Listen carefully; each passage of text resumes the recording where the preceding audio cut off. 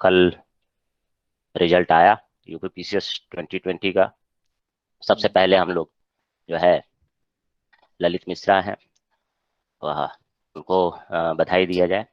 इसके अलावा जो दूसरे हैं अवनीश मिश्रा, इनकी 16वीं रैंक और उनकी 6ठी रैंक।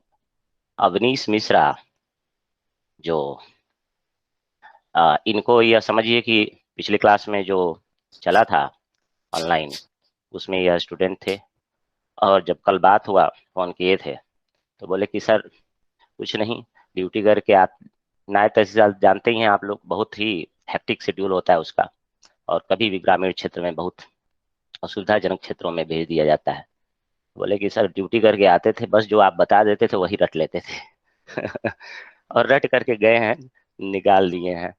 और आप लोगों के पास मिलेंगे भी इस ग्रुप में, या जो शाम को बैच चलता है यूपीपीसीएस वाला, उसमें भी मिल सकते हैं। तो जैसा सुविधाजनक। अभी तो ड्यूटियां चल रही हैं, आप लोगों को पता ही होगा, यूपी में चुनाव है, प्रधान वगैरह और ये सब चीज़ों के। तो बोले सर 15 के बाद या उससे पहले जब भी खाली होते हैं मिलते हैं। अवनीश ने बोला। तो हम लोग फर्स्ट पेपर में अभी तक, सेकेंड पेपर में second number question, third number, 4 और 5 इस पे, और साथ में संस्कृत राइटिंग चल ही रहा है, आप लोगों को पता ही है। और साथ में फर्स्ट पेपर में संधि देख चुके हैं। और उसके बाद हम लोग दर्शन देख रहे हैं। दर्शन की परंपरा में हम लोग क्या देख रहे हैं? सांख्य कारिका, वेदांत सार और तर्क भाषा, है ना? ये 3 ग्रंथों को पहले देख रहे हैं। अभी तक तर्क भाषा और वेदांत सार हो चुका है। इसमें कोई प्रश्न है, कुछ पूछना चाहते हैं, कोई समस्या है तो बताइए। तो सबसे पहले हम लोग देखते हैं प्रश्न आया क्या है। इसमें प्रश्न क्या क्या आए हुए हैं ये हम लोग देखते हैं, फिर पीपीटी के माध्यम से हम लोग इसमें प्रश्नोत्तर, इसलिए मैं इसको दिखा रहा हूँ कि आपको यह पता रहे कि प्रश्नोत्तर हमारे क्या क्या है। तो यही प्रश्न यूपीएससी में भी सेम प्रश्न आते हैं। सांख्य कारिका को कहा जाए तो यूपीएससी में सांख्य दर्शन भी इसी से रिलेटेड है। तो एक सेकंड रुकिएगा, स्क्रॉलिंग नहीं हो पा रहा है। प्रश्न क्या क्या आया हुआ है वह हम लोग देखते हैं। पहला प्रश्न है जो अभी तक आया हुआ है, लगभग 1991 से अगर देखा जाए तो आया हुआ है, वह है सत्कार्यवाद की जो स्थापना है, सत्कार्यवाद क्या है उसको आप जो है आर्गुमेंट के साथ में उसको बताइए। दूसरा है अपवर्ग, अपवर्ग को डिस्कस कीजिए।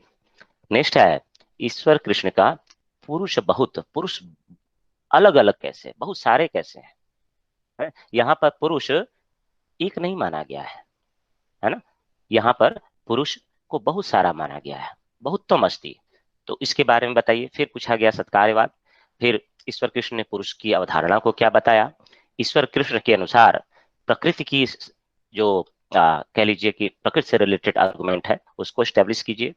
और एक और प्रश्न पूछा गया पुनः पुरुष पे, वह पुरुष का क्या कॉन्सेप्ट है, अवधारणा क्या है वह बताइए।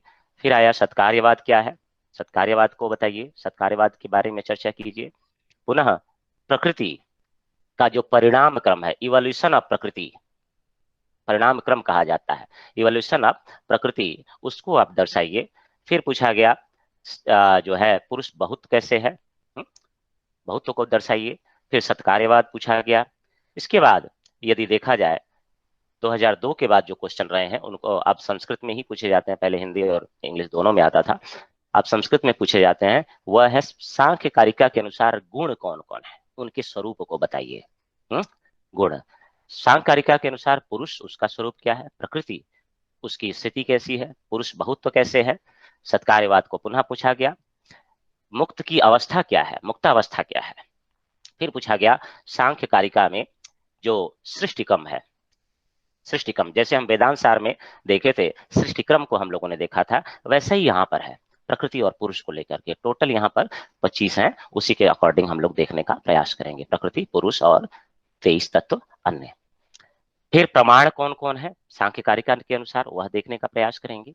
और 25 तत्व क्या है, पुरुष, प्रकृति और 23 और तत्व। 17 तत्वों को तो आप जानते ही हैं, कल हम लोगों ने वेदांत सार में चर्चा किया था, वैसे ही है। तो कुछ यहाँ पे डिफरेंसेस हैं, वो हम लोग देखने का प्रयास करेंगे।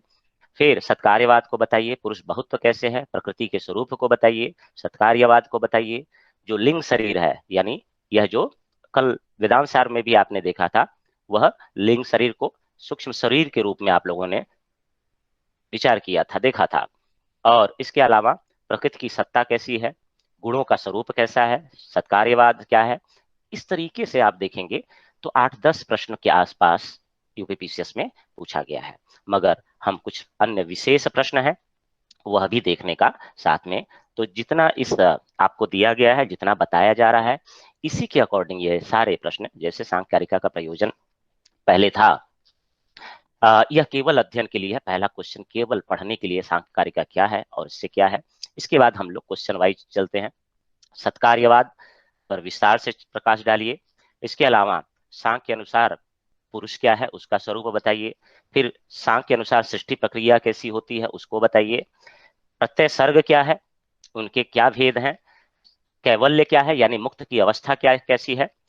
लिंग शरीर या सूक्ष्म शरीर किसे कहा गया, उसका विस्तार कीजिए। सांख्य लक्ष्य को बताइए, यानी सांख्य का अपना लक्ष्य क्या है। वेदांत सार का लक्ष्य क्या था, कोई बताएगा। वेदांत का क्या लक्ष्य है, वेदांत सार का नहीं कह सकते, पूरे वेदांत दर्शन का। वेदांत का लक्षण सर क्या बोलते हैं, ये कि जगत और ब्रह्म के सत्य को पहचानना है कि अज्ञान जगत की अलग है और निवृत्ति, अज्ञान की निवृत्ति अज्ञान की और निवृत्ति सच्चिदानंद स्वरूप की प्राप्ति। सच्चिद आनंद प्राप्ति। स्वरूप है अज्ञान की निवृत्ति। यहाँ पर क्या है, दुखों की आत्यंतिक निवृत्ति। हम लोग अभी क्लास में देखेंगे, देखने का प्रयास करें। मोक्ष क्या है, तत्व ज्ञान से मोक्ष मोक्ष होता है। कुछ अन्य महत्वपूर्ण प्रश्न है जो कि आपसे पूछे जा सकते हैं या आ सकते हैं। उनके अंतर्गत सांख्य दर्शन के ज्ञान की आवश्यकता क्यों है। फिर इसी में दिया गया है सांख्यकारिका में प्रमाण कौन कौन है ना, कौन कौन से प्रमाण माने गए हैं। सत्कार्यवाद का अर्थ और प्रामाणिकता कैसी है, पुनः। फिर प्रकृति के 3 गुण कौन कौन है, यानी गुणों को हम लोग चर्चा करेंगे। फिर हम लोग देखेंगे पुरुष की सत्ता कैसी है, पुरुष बहुत तो कैसे है। ये बहुत इंपॉर्टेंट क्वेश्चन है, ये बार बार आपसे पूछे जाते हैं। फिर सांख्यकारिका के आधार पर विशेष और अविशेष तत्वों का परिचय दीजिए। जो विशेष है, ये नया प्रश्न है, आपसे पूछा जा सकता है। सांख्य दर्शन के अनुसार मोक्ष का स्वरूप, और ये सांख्य दर्शन के अनुसार सृष्टि रचना कैसे हुई, उसका, प्रकृति की सृष्टि रचना कैसे हुई, उसका भूमिका क्या है, और सांख्य दर्शन का नाम क्यों पड़ा। इसके अलावा बंधन और मोक्ष क्या होता है, व्यक्त क्या है, व्यक्त और अव्यक्त हम लोग देखने का प्रयास करेंगे। प्रमाण कितने हैं, पुनः मैं बता दूं, सांख्य दर्शन में जो प्रमाण है, अव्यक्त क्या है, प्रकृति और पुरुष का संयोग कैसे होता है, स्वरूप। यानी कि यह जो टोटल 15 पेज है, किसी भी तरीके से प्रकृति का स्वरूप आप देख सकते हैं। और एक और प्रश्न है, सांख्य दर्शन में वर्णित 25 तत्वों का संक्षेप में वर्णन कीजिए। है, और व्यक्त और अव्यक्त क्या है, ये आपको नया प्रश्न कभी भी व्यक्त और अव्यक्त पूछा जाएगा, ये अभी यूपीपीसीएस में नहीं पूछा गया है, मगर व्यक्त और अव्यक्त कभी भी पूछा जा सकता है। इसके अलावा इनके साधर्म क्या है, व्यक्त और अव्यक्त में। तो ये सारी चीजें आपको कुछ नए प्रश्न जो कि यूपीपीसीएस में नए पूछे जा सकते हैं, और जो आए हुए हैं वो तो इस टॉपिक के विषय हैं ही।